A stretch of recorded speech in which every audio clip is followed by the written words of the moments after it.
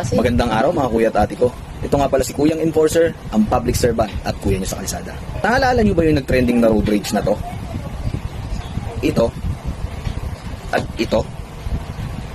Kung naaalala niyo, bibigyan ko kayo ng ilang safety reminder tips para maiwasan ng mga ganitong insidente. Pero syempre, bago yan, alakayin muna natin, ano nga ba ang road rage? Ang road rage ay isang termino na tumutukoy sa matinding galit o agresibong pag-uugali ng isang motorista habang nagmamaneho. Maaaring ang dulot nito ay stress, traffic, o hindi pagkakaunawan sa kalsada. Ito yung mga ilang halimbawa at pwedeng kahantungan pag tayo ay na-involve o maka-encounter ng road rage. Minsan, nauuwi sa pagmumura, paninigaw, pangit na gestures, like for example, dirty finger, pananakit, paninira, pananakot, pagmumura, at ang pinakamasakit sa lahat, humahantong saan? Sa kamatayan. Ngayon, bibigyan ko kayo ng 5 tips para maiwasan ito.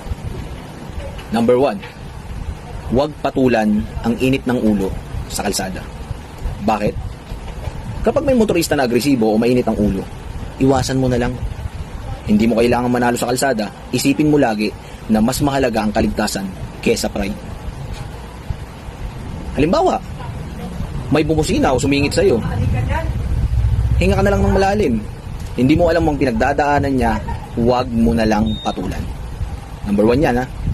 Number 2, self-control. Kontrolin ang emosyon, hindi ang sitwasyon. Bakit?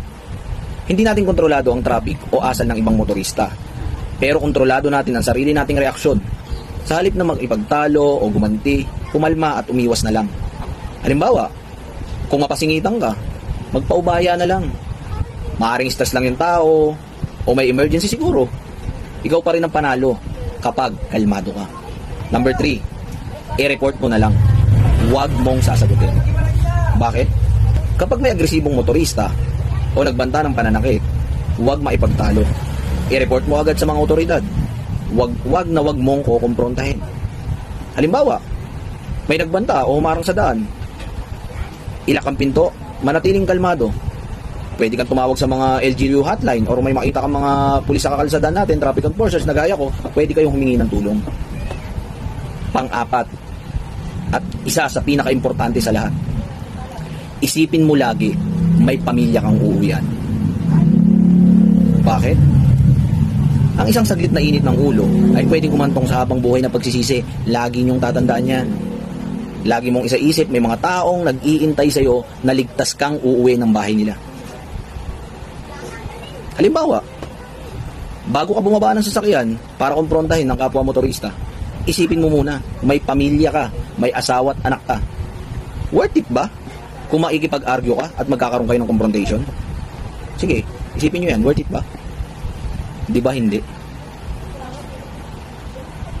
Number 5, yung 4 na sinabi ko sa inyo, kani-kanina lang, pag in-apply mo sa kalsada yon, yung number 5 natin, magiging good example ka sa ibang motorista.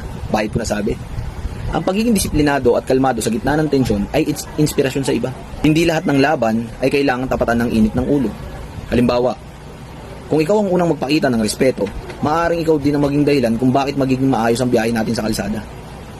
Pero ang pinaka-importante at higit sa lahat, huwag na huwag mong kalimutang tumawag sa itaas.